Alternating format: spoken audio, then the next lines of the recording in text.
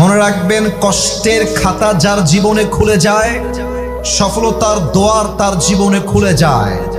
যার জীবনে সে যত কষ্ট পায় সে ততদূর সামনের দিকে এগিয়ে যায়। আপনি বিল গেটসের জীবনী পড়েন, আপনি ইলন মাস্কের জীবনী পড়েন, আপনি শাহরুখ খানের জীবনী পড়েন, দুনিয়াবি যারা সফল তারা। পৃথিবীতে এমন কোনো মানুষ নেই যারা সফল হয়েছে লাথি গুতা খাওয়া ছাড়া। জীবনে যত বাস খাবেন তত সামনে আগাবেন। অতএব কেউ ধোঁকা দিলে হতাশ হওয়ার কিছু নাই। আমি আমার একটা ওয়াজে বলেছিলাম, ধোঁকা একজন সৌভাগ্যবান মানুষ খায়, কারণ ধোঁকার দ্বারাই প্রমাণ হয় একমাত্র আল্লাহ ছাড়া আমার দ্বিতীয় আর কেউ আপন হতে পারে না।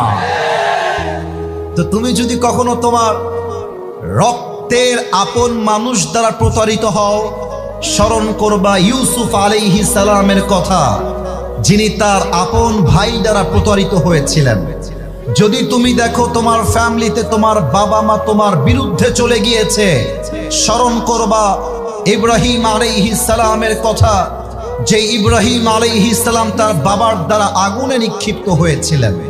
তুমি যদি তোমার জীবনে প্রচন্ড বিপদে পড়ে যাও, চতুর্পাশে বিপদ আর বিপদ, দেওয়ালে পিঠ ঠেকে গিয়েছে, যাওয়ার কোনো জায়গা নাই, তুমি স্মরণ করবা ইউনুস আলাইহিস সালামের কথা, যাকে আল্লাহ তাআলা মাছের অন্ধকার প্রকোষ্ঠ থেকে মুক্তি দান করেছিলেন। সুবহানাল্লাহ পড়বেন না?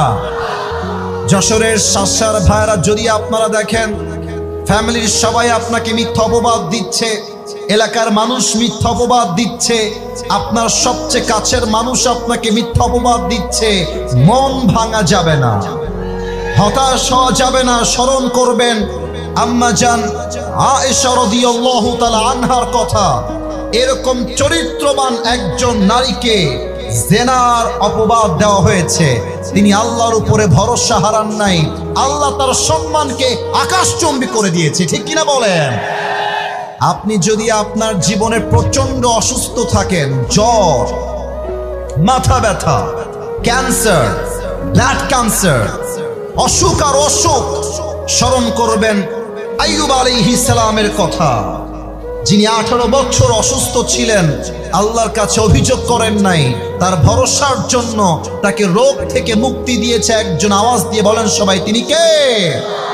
আপনি যদি দেখেন আপনার সবচেয়ে কাছের বন্ধু আপনাকে নিয়ে ট্রল করছে, আপনার আব্বা আম্মা আপনাকে হাসির পাত্র বানাচ্ছে, আপনার বউ আপনাকে দেখে মজা নিচ্ছে, মনে করবেন আমাদের প্রিয় নবী মুহাম্মদ